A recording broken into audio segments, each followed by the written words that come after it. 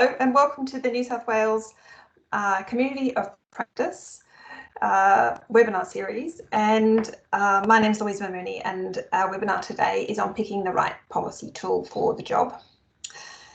As host of the meeting and on behalf of the community of policy professionals, I acknowledge the traditional owners of the lands on which we are meeting today, and including here on the Gadigal Wangal land, and recognise this land as Aboriginal land.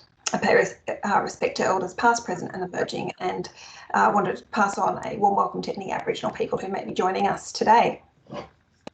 So I picked this topic for two reasons, and one reason is that it's a really interesting part of the policy process, and one that can be quite fleeting. It can happen in a blink of the eye, or it can be really tortured and take forever. So it's kind of an interesting aspect of policy process to look at. And also, I got a question from a member last year when I presented on the policy cycle. When I started to talk about policy instruments, what did that mean? What was I talking about there? And so I wanted to explore it a bit further, but today I'm going to simplify a bit. I'm just going to talk about policy tools. It's a lot easier to say, and but it's a more kind of general way of talking about what policy approaches, what does government do in making policy in order to address a policy objective. And the policy process, I guess, it's not always kind of conducted in a really arm's length manner. There's a lot of different people involved and different perspectives. So picking a policy tool is not as simple as one person going into a shop and looking throughout the catalogue and picking something in particular. But sometimes the policy tool or the solution is picked at the same time the problem is identified. I'm not saying that that's either good or bad, but it definitely happens. More often than you would expect, really, and it's interesting to unpack why that's occurring. So I'm going to get into a presentation for the moment, and there'll be a couple of opportunities for you to join in to the conversation as well. So I'll start sharing my screen.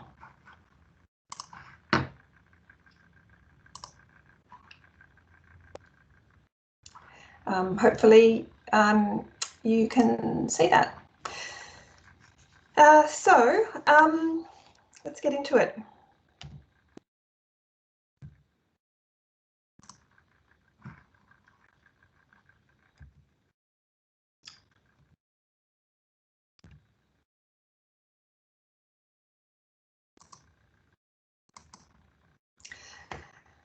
I think you'll understand what I'm talking about in using the term policy tools when I start to talk about some examples. Sorry, I've got a little bit of lag between when I show my slides and what I actually want to show you.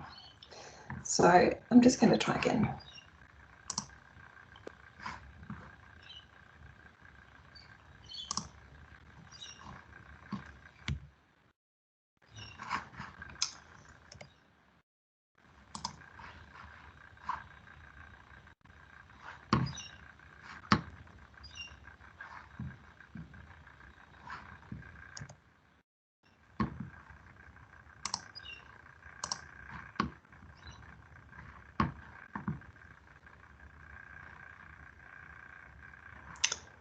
Can everyone see that now? Yeah, we can see that. Are you seeing a slide picking the right policy tool for the job now? Yeah, we can see the entire PowerPoint. Okay. It's just not in like the presentation mode, and now we can see like your desktop. Sorry about that. Hopefully nothing embarrassing there. How about now? Can you see the entire slide deck now? No, you'll have to hit presentation. It's just still on the PowerPoint kind of desktop. Go back into PowerPoint and then go. Yep, click, yeah, and then go to the slideshow when it came up. If you go down the bottom and hover over, yep, and then up the top left, there's that play little button a bit up above We to the right, up. Sorry. It's yeah, just to the right of the yeah, save that button. one. Yeah, that one. Yep, and that should. Yep. Yeah, I think we're just going to have to live with seeing my what's up next slide. So, sorry, but there's no harm in seeing what's coming up next. So I'm okay with that if you're okay with that.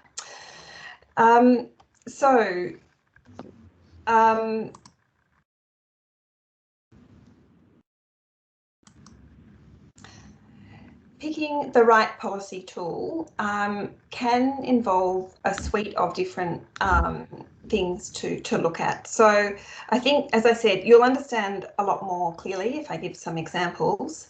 And no longer is it simply a regulation or non-regulatory approach, which was an idea from the 1940s from Cushman. And the first set of examples that I'm showing you are from environmental policy. So you can see we've got some regulation, command and control type regulation. You know, you must do this or we'll throw you in jail. But then there is a range of other different types of regulations. So that some involve civil penalties.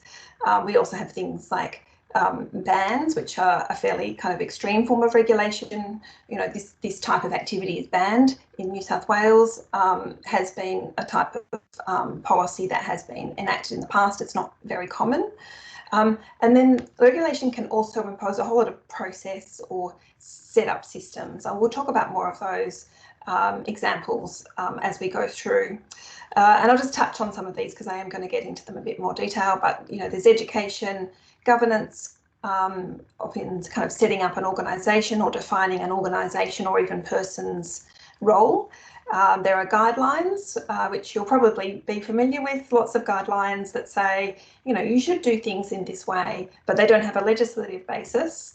And they're kind of encouraging, there's no kind of penalty aspect associated with them if you don't follow the guidelines. There are programs. Programs are a really interesting form of policy where there's a target audience of participants who are involved to undertake certain activities, often with a quite practical focus. So a land care program is an example of a policy that is about getting the community to take ownership of their local spaces and manage the weeds or other issues that might be, you know, erosion that might be occurring there. Financial mechanisms, again, we'll talk about these later, so I won't touch too much on them. There's also direct action and planning, which we'll also talk about. So they don't all, they're not all on the same footing. So some types of policy tools are used much more frequently than others, and this is a bit of a history of the use of policy tools over 30 years. It shows regulation is the highest as a relative proportion of policy tool usage, and you can see environmental impact assessment, EIA, was second, which was establishing a process in legislation again, so you could actually say that both of those things contribute to a regulatory approach. But education planning, land reservation goes right down to the formal schemes and levies, which are much less likely to be used. So that's an introduction on environmental policy tools, and I'll now cover some economic policy tools. So obviously it's a little different purpose here, but there are many different types of tools. So the most obvious kind of tool for economic development is to offer a grant or a loan or a tax rebate. Businesses, if you do this type of activity, which is going to improve our economic development, then we will give you one of these types of grants or loans or a tax rebate. But there are many other types. So another key thing is advocacy. So New South Wales Government can say we do really well in financial services, for example, and it can become a kind of advocate for that industry as a way of promoting economic development.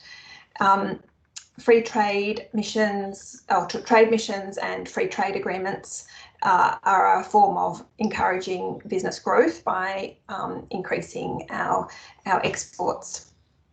There's also a lot of regulatory framework and reform work that goes on in economic development. So to improve productivity, for example, we might look at planning reform. So it's not always directly within the kind of sphere of economic development. Sometimes it can be looking at ways to simplify or cut red tape, if you like. Infrastructure investment is really another very interesting one, and one that this government is particularly proud of, that there is a very strong billions and billions of dollars being poured into infrastructure investment. Now, partly that is to make people's lives better, but it also has the aim of improving our economic development, so enabling businesses to grow and utilise that infrastructure as a way of both creating jobs directly and indirectly. Strategy, procurement and commissioning, business support, advice, skills. So skills, another really important thing for economic development. If you don't have the skill base, you don't have people with skills that can do the jobs, you can't grow. So some economic instruments are looking at ways in which we can either provide training to people, or we can have migration to encourage skilled migrants to move here. Largely this is led by the Commonwealth Government, who have the main levers for that one. Now, I wanted to ask you, if you're a social policy practitioner or you're working in the social policy area, if you have some types of policy tools that you've identified, could you pop that into the chat? And I think it will be kind of interesting to see if you can identify any types of policy tools that that you are using in your area, or you've observed are being used.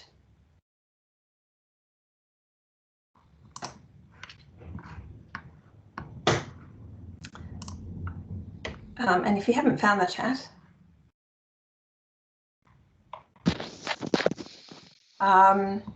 hopefully you can find it now. So if you can pop your ideas in the meeting chat of different types of social policy tools that can be used.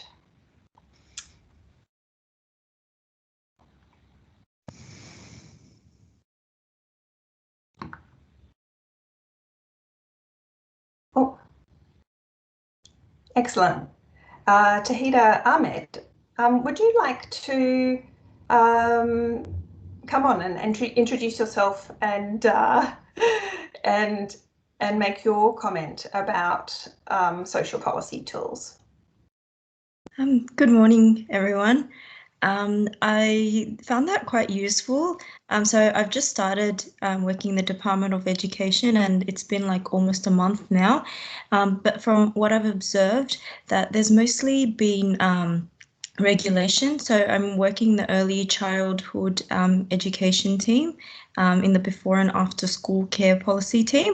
And from what I've noticed, it's mostly been more about command and control and having like a process system, like the approvals and assessment.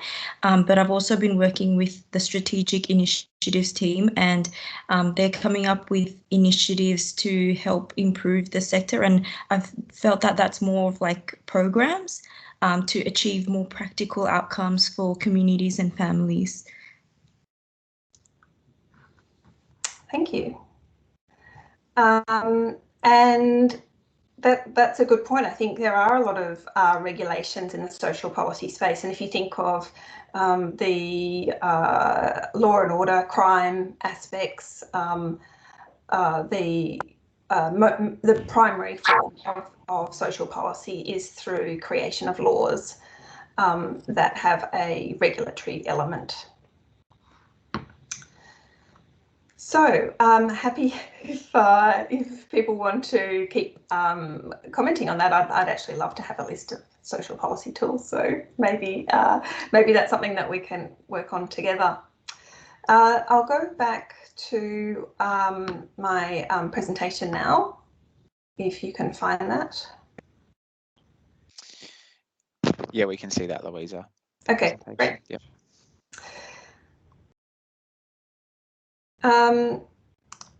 So I wanted to now kind of think about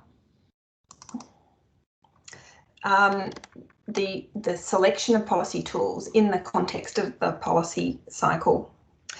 So the policy tool is selected as part of, sorry, this is a little small, but hopefully you can see it, is picked as part of the, it's referred to here as policy instruments in this illustration of the Australian policy cycle by Bridgman and Davis. As something that happens, an issue is identified down the bottom, then there is some analysis about what should we do, and then there is a policy instrument selected, then there's consultation undertaken, and it goes through the cycle in that way. So the tool is kind of selected as part of this stage of the policy process that involves identifying options and weighing their merits. This was commented on by Howlett.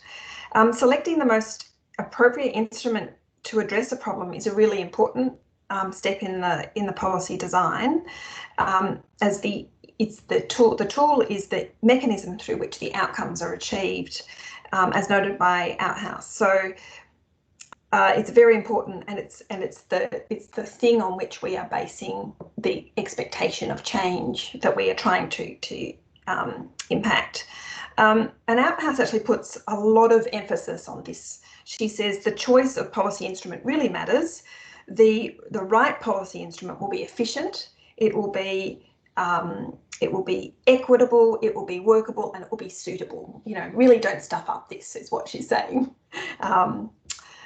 And McConnell goes further. He says if you don't get the right policy tool, you know, you won't have a successful policy. So we really want to make sure that we get this right. But on the other hand, I want to kind of also do a little bit of a step back.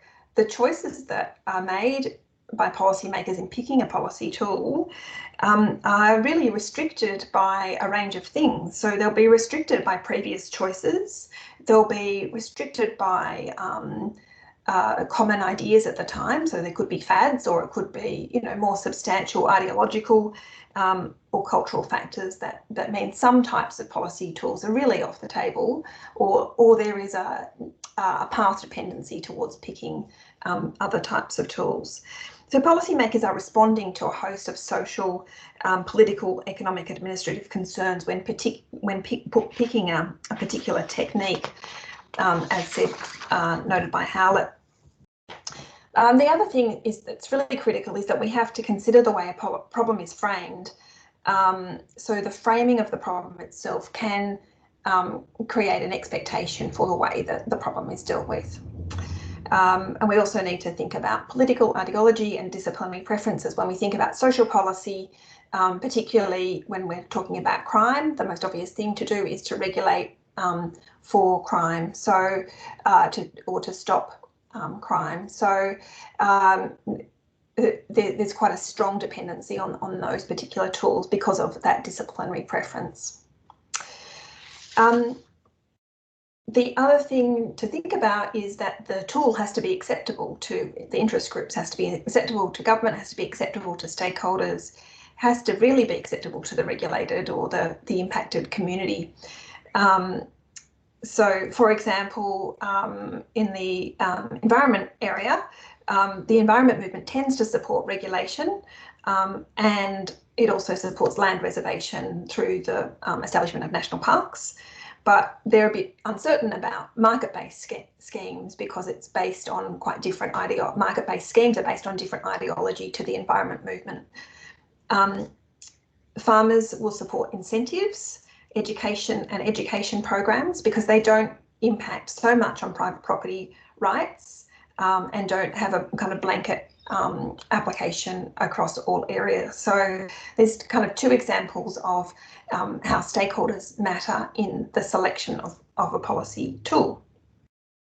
The policy tool also can send a message that the government is trying to make. So a regulation might send the message that we're being tough about a particular issue, but an education campaign is going to send a much kind of a softer message, or could send a softer message. Right, so let's start having a look at a little the specific tools, we'll move on to regulation. So regulation, I put this up front, it's the most common one. The reason for that is that there's a really established institutional basis for regulation-based policies through Parliament. So it's a really clear way of doing it. You don't have to kind of say, well, how are we going to do this? If you want to put in place a regulatory approach, involves a piece of legislation taken into Parliament, debated, and could create as a result of that, a new rule or requirement that Parliament has endorsed. Command and control type regulation, there are lots of different types of regulation, but command and control has proven an effective way of reducing environmental damage and demonstrates the government is taking decisive action. Some commentators, so Gunningham, has said regulation is the single most important driver of improved environmental performance, which is quite a big call. But this is how strongly people believe that regulation is something that is the right approach for addressing different things. But on the other hand, regulation can be criticised because it limits innovation, which could be achieved through other means. It may also, from time to time, falls out of favour from a political or ideological perspective. It's branded as inflexible, intrusive, inefficient, criticised for a failure to change behaviour. Although a positive role for regulation has also been identified, and smart regulation is seen as providing a more contemporary approach. I'll just see if I can, if you want to read up more on smart regulation, I've just put a link in the chat. You can have a look at that later. So the other thing about regulation is that it's a really critical building block for other policy tools in the future. If you don't have any regulatory framework, it may be very difficult to then build on, some of the more, innovative type policy tools. Our next slide. I don't think we'll do the question now, but we can talk about, we might come back to it at the end in terms of what your experience is with regulation.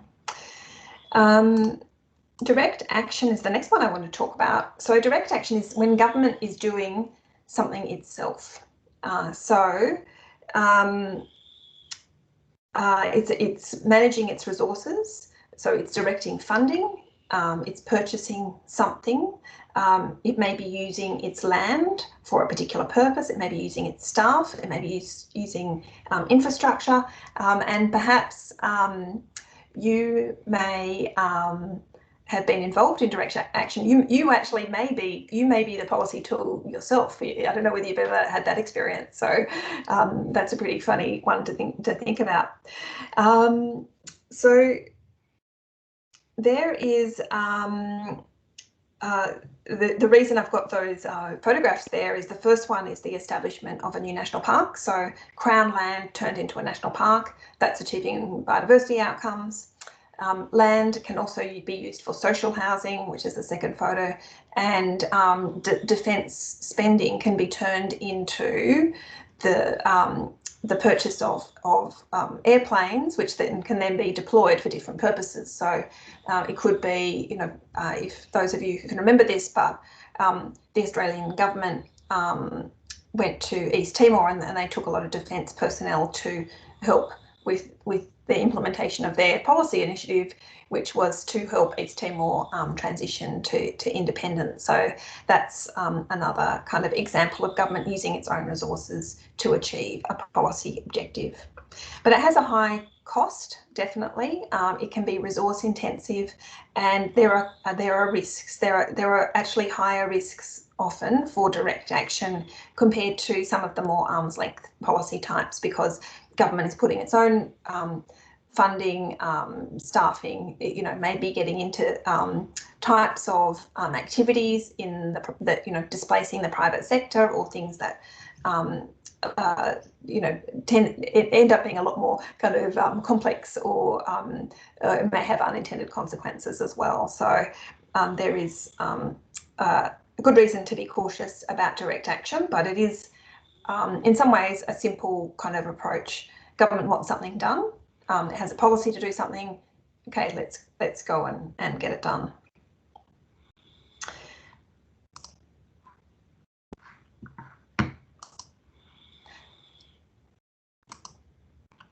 Our next policy tool to explore is education. So education you'll be very familiar with. The don't be a tosser. If it's not in the bin, it's on you. Life be in it, from the, I think it was 80s, or might even be 70s, I think 1975. There was the pinky finger from the, I think it was RTA back then, and they were making the point that speeding just wasn't cool, and slip, slop, slap. So these are public education campaigns with a policy objective. They are targeting behavioural change, and to do that they use quite emotional, they either use kind of things that you can, they're trying to relate to the everyday person, so the family in the life be in it. They're trying to be the everyday family, so they're trying to say, well, it's not just government saying it, but here's an everyday family, and they're doing it. Everyone can relate. They're hoping that everyone will be able to relate to that message. Slip, slop, slap. They've got a cartoon character. They're trying to tap into kids and build their understanding of sun-safe behaviour. The other ones are really tapping into, and I feel it's interesting looking at them, they're really tapping into an emotional response, and they're hoping that through that emotional response they'll influence behavioural change. So education is not just media campaigns. There are other things that can be done that are a little softer. It can be just information provision, so a website, for example, to provide information. The idea is if you provide information, people may change their behaviour. So when we're unhappy with electricity prices, the government doesn't want to do a direct intervention, it doesn't want to regulate. What it does is provide information to consumers to help them navigate the electricity market and make better price purchasing decisions when they're signing up to their electricity providers. So that's an example of information that is not necessarily about an information campaign, but it's a different form of education.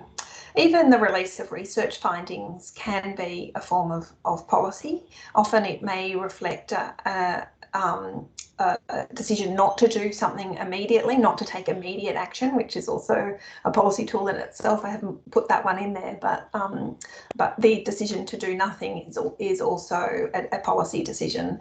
But it's not always great for our government to be seen to be not ready to make a decision, so it will release research findings in order to show that it's still thinking about the subject matter and trying to encourage the debate.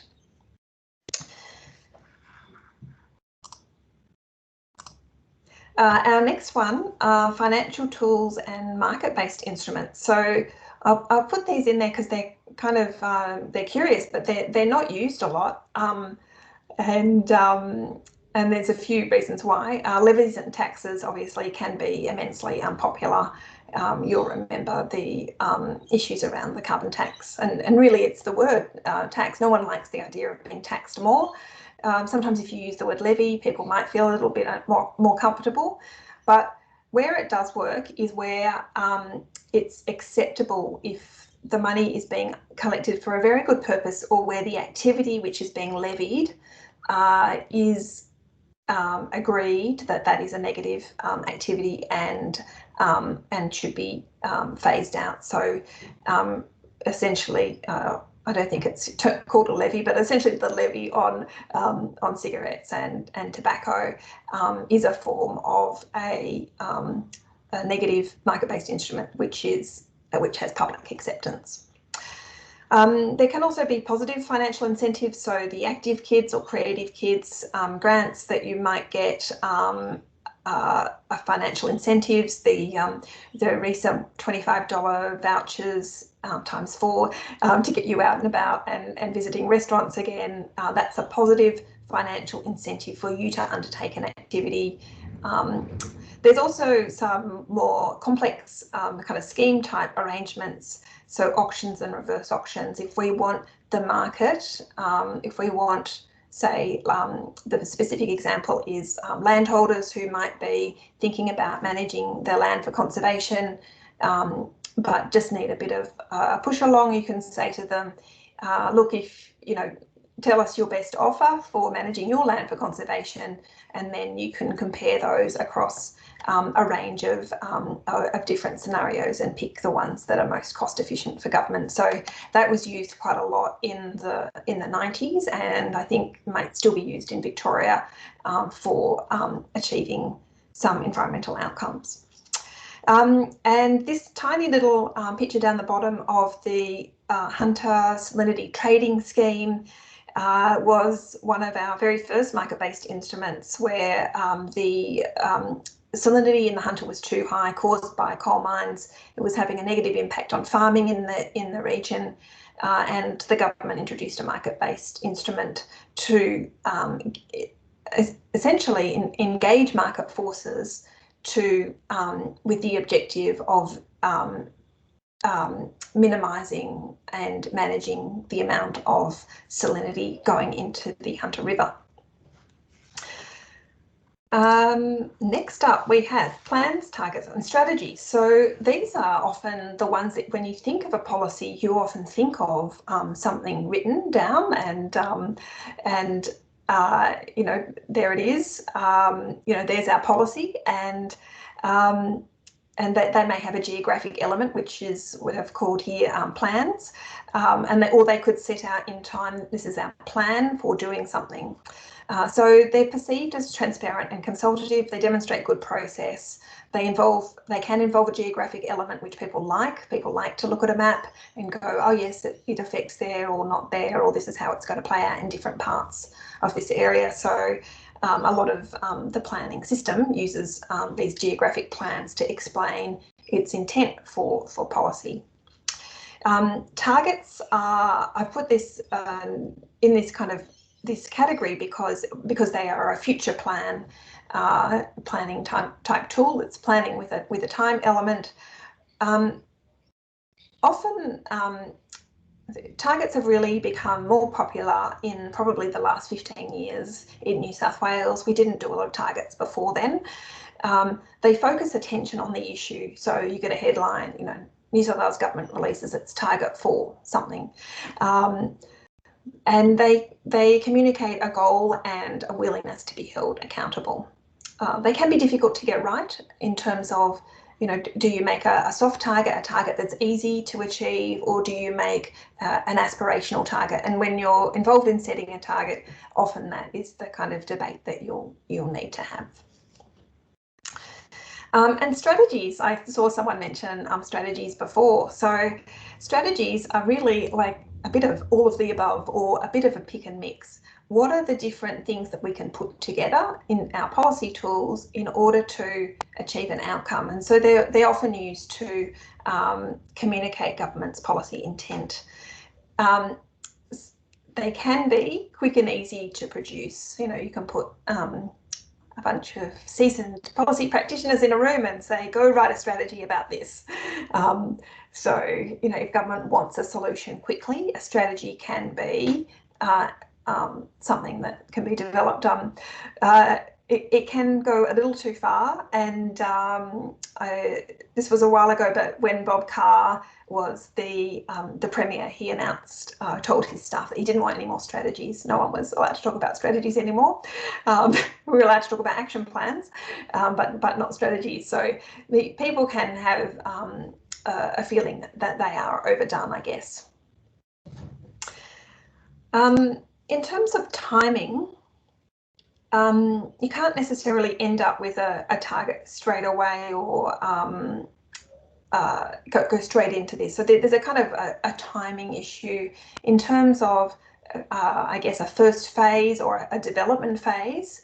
And so in that time, you might look more at regulations, governance, direct action, setting up systems and process. So that is, if you've got a policy objective but no policy in place, they're the types of things that you would want to look at first.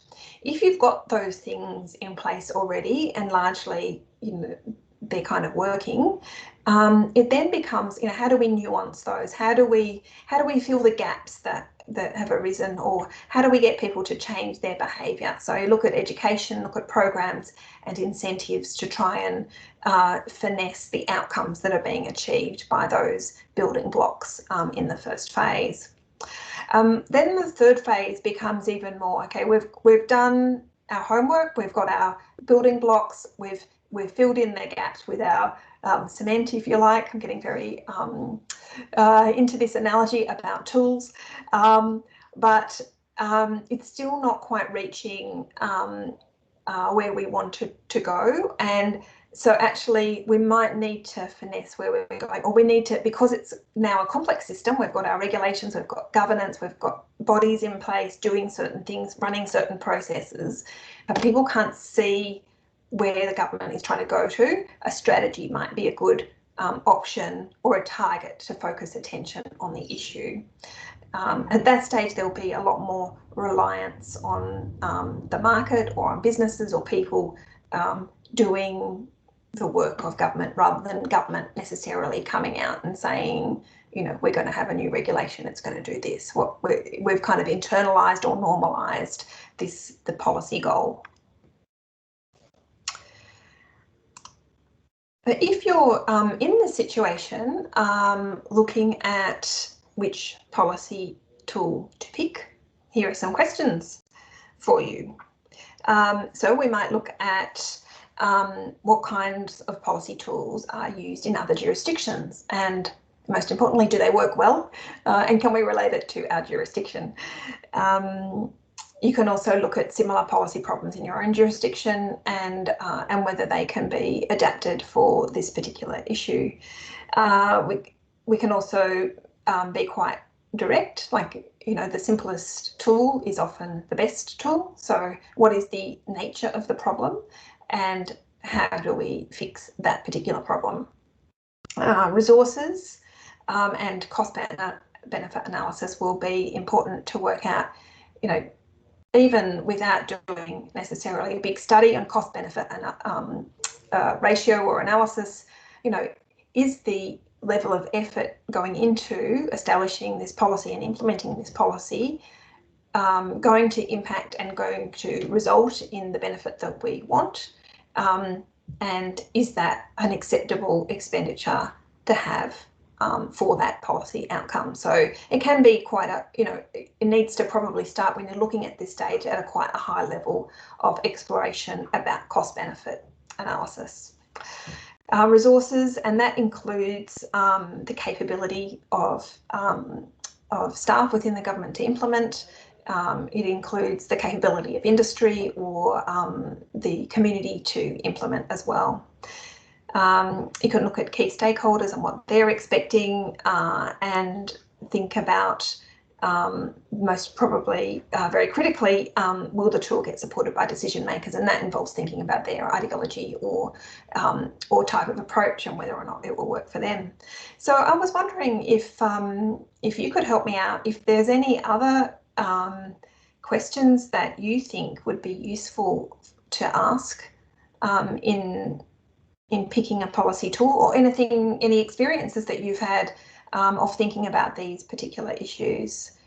It would be good if you could share it in the meeting chat with us now.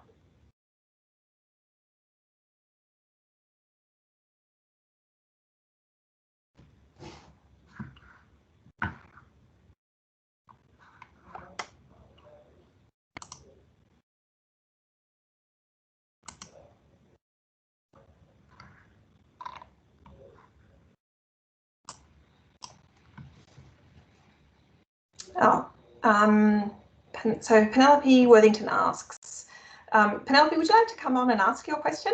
I saw you before. Hello, I'm so sorry. I was in another meeting and only came in halfway, so maybe you've covered this already. I'm just thinking about policy when multiple acts impact each other, and you're thinking about, okay, what's the best policy tool? And maybe it's a legislative change or updating of objects or something along that line to change the aspirational nature of maybe one act that could impact another. I just wanted tips and tricks around that tool and where it can be effective, or any some hints about the best approach. Yeah, you know, we're not necessarily harmonising, but how they align. It's a good question. The thing to really look at, I think, first is the policy problems that are being addressed by your own legislation, and also the policy problems that are being addressed by the other piece of legislation. So they will normally be established for their own, to address their own problems, and often it's an issue of managing competing priorities at that point, or competing policy objectives. It can be a very complex space to operate within, because you're really trying to manage those two competing objectives, and that is probably the area where policies are most likely to fail, because in resolving competing objectives, either one side loses out, or they're just not done properly, or it's a compromise that it pleases no one and doesn't do anything. So I think you have to step back, look at the problems that are trying to be addressed. You can even think about, you know, trying to redefine the problem in different ways in order to find a fit between those two. Thanks, Penelope. We've got a question from Angela Chaperon. Would you like to ask your question, Angela? Hi. Yeah, look, I think when it comes to policy, one of the things we obviously want to have is a result. And if we start with the end in mind, what's your experience, or what have you seen in terms of where the policy, once someone sort of goes, oh my gosh, what do we actually want as the outcome, changes the direction of what policy tool might be picked? Yeah.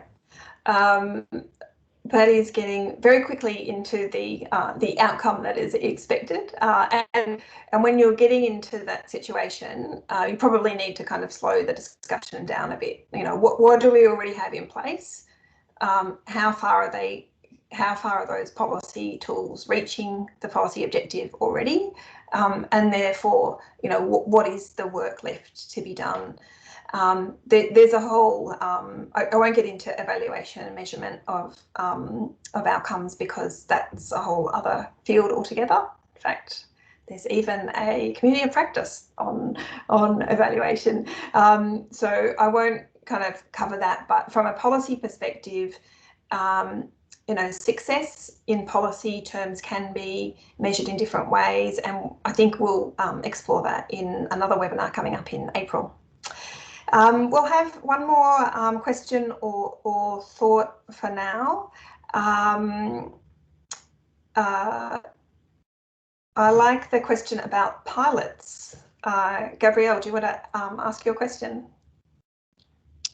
Thanks, Louisa. I don't know if this is a Dixer, but I was just thinking about, the importance of running pilots. And if we think about pink bats as being sort of a bad example, and the Peter Shergold's sort of examination of where that particular policy approach failed. And I just wanted to get your thoughts on, you know, when is a pilot appropriate, and you know how you would go about that. Yeah, and I noticed Nandakuma Rajapalan has also highlighted the option of using sandboxes, which they're kind of getting into the same area. They're doing some testing of a particular policy tool before you go out into the real world, or testing in a defined area to see if it works. And pilots can be incredibly powerful, I think. in order to test the real world application of policy. You do need to, obviously you've got to pick an area to do it in, and it involves quite a lot of work just to even get the part up and running. The issues that will be explored are really useful, but it's an intense piece of work, is my kind of personal experience. Interestingly, what I've seen of pilots is that they often do a lot of good in a particular area, and because of the additional resources that are brought in for the pilot to work in a particular area, there's often a lot of goodwill, or can be goodwill developed through implementation of the tool. Sort of often involves a lot of work with stakeholders, explaining to the community what's happening and why. And all of that effort creates quite a strong approach for using that policy tool in that area. The issue is always the application of the pilot findings to other areas, particularly if the same approach is not being taken with that very intense resourcing and commitment to working alongside those who will be affected by the policy change. So I think they're great, but the transition from pilot to full scheme is the critical thing. Okay, I'm just going to move on to the last slide, and we'll then continue the conversation if we can. So this is kind of getting into perhaps some of the questions. What do you do when you can't find the right tool? So the normal thing for government to do is to call in an expert, commission an expert to give us your opinion about what to do, and hopefully the expert will either come up with some ideas, or even if the government doesn't like the ideas of the expert, at least it will buy some time for other ideas to be developed. And the other kind of side of the coin of this, and we heard a little bit on this last year, is that it's really important, and you can get some good insights by seeking operational perspectives. So asking people, on the ground that are dealing with the problem day in, day out, for their perspectives on what might be a fix in this situation is a good idea, or can be a good idea if you're a bit stuck. The other, I think, most important technique that I would suggest is done at this stage is reframing the problem. It might be that the way that the problem is framed means that there is no obvious tool or point at which government can intervene. So reframing the problem such that it's suitable for government intervention could help. You could use approximate problem. Look, we know that the problem is really about kids eating too much junk food, but that's very hard to stop our kids eating junk food. So instead, let's make sure they increase their exercise uptake. It might be an example of it's not the exact problem, but it's an easier problem to fix, to encourage exercise as a positive, rather than saying to kids that they can't have a chocolate bar or chips or whatever it is. We can also narrow the problem to a more specific situation, and that might then kind of show that there are particular tools that are going to work in that situation. If you know that you've got to change a behaviour, but it's only in a particular area, you can really hone the education campaign to really those people, or it even can become kind of a stakeholder strategy at that point rather than a full-blown education campaign. You can also locate the problem in place or time, and a pilot will be a good way of kind of testing that out in a particular place. But obviously, across New South Wales, there are a lot of different socio and economic situations, and if we try and have a one-size-fits-all approach, often there will be issues. So people on the coast are facing different types of housing stress to people in inland areas, we can't have the same policy approaches for the whole state. So locating the problem in a place or in a time, it's, it's, in the next few years, this will be a problem. We're not saying it's a problem forever, but that might help us with thinking about what tool might be a fit for purpose right now for this particular problem. The other options for when you can't find the right tool is to wait for a policy window. So there is a lot more willingness, and I'll use a COVID example for this one, that masks were probably considered a good idea from the outset, but the idea of creating mandatory arrangements for wearing face masks was not really able to be considered by government or to be affirmed by government until a crisis had emerged, that there was a particular either type of COVID that was circulating, or whether there was a particular outbreak that we were worried about and we had to wear masks for that reason. So when you have a crisis, there's a broader range of tools that become available to you. You can just also, if there is no crisis on the horizon, just wait it out. So wait for the time. An idea whose time has come is the phrase that sometimes we use. It would be nice if we can do that, but if you try and push it too early, we're not ready for that. But suddenly there will be an opportunity to use an idea.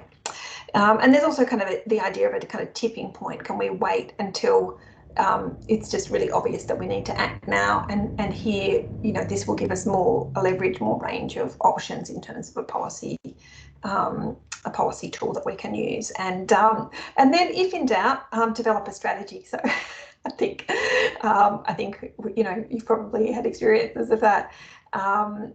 We're not sure what to do, but let's develop a strategy. If nothing else, I think the main point of a strategy is that it provides a form of communication. It creates a dialogue.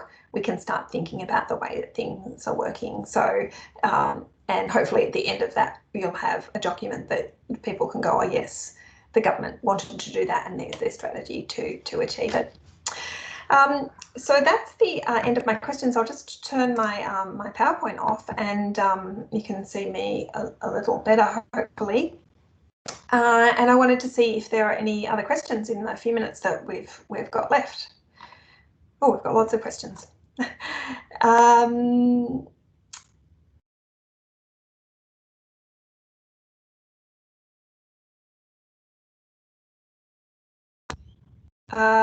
Tony, would you like to ask? I've gone from the bottom back. Tony, would you like to ask your question?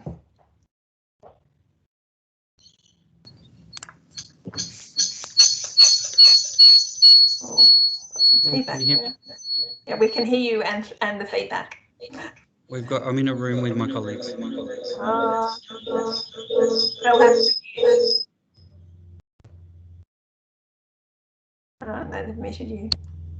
We'll come back to you, Tony, okay? So can you hear me now? Oh yes, that's great. I'll turn this one on.